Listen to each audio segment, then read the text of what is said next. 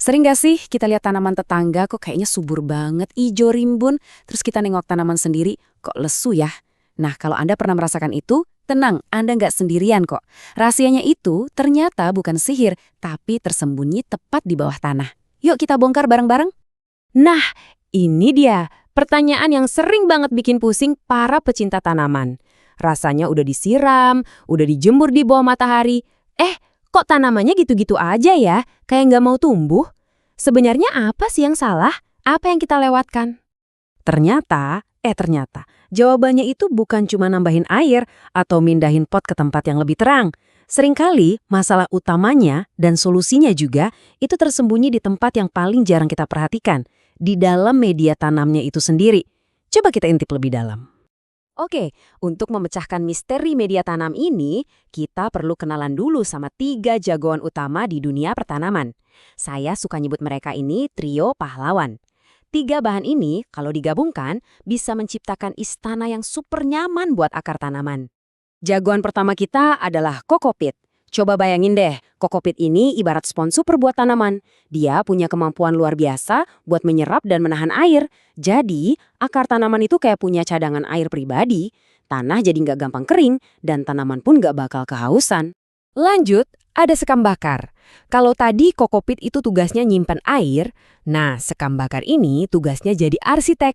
Dia yang bikin tanah jadi lebih gembur, lebih berongga. Kenapa ini penting banget? Karena akar itu juga butuh napas dan butuh ruang buat gerak. Tanpa rongga udara, akar bisa tercekik dan susah berkembang.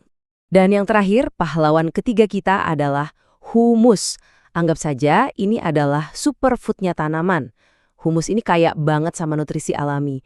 Jadi dia itu kayak koki pribadi yang masakin makanan paling bergizi buat tanaman, biar daunnya hijau, batangnya kuat, dan bunganya mekar cantik.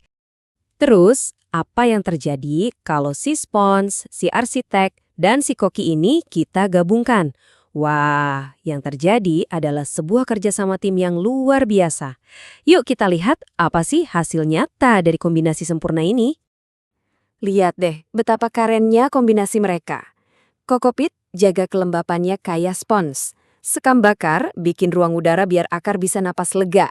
Terus, humus yang sediain semua makanannya. Kombinasi ini benar-benar menciptakan dunia yang sempurna buat akar. Selalu lembab, nggak padat, dan makanannya berlimpah. Dan inilah hasilnya.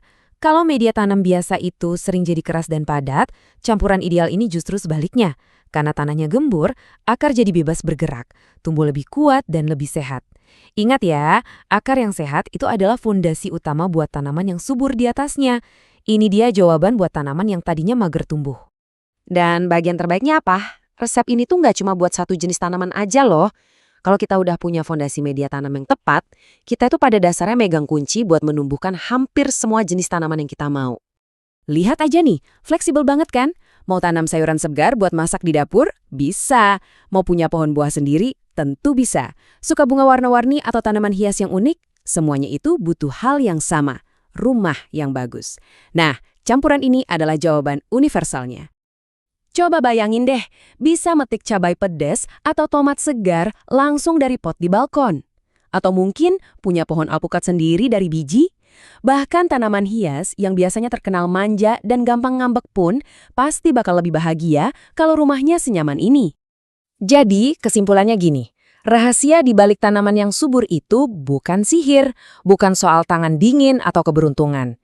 Ini murni sains sederhana, yaitu tentang gimana cara kita mendesain sebuah lingkungan mini yang sempurna di dalam pot, di mana tanaman punya semua yang ia butuhkan buat tumbuh maksimal. Jadi sekarang, giliran saya yang nanya ke Anda. Lain kali kalau Anda lihat tanaman di rumah, jangan cuma lihat daun atau bunganya aja.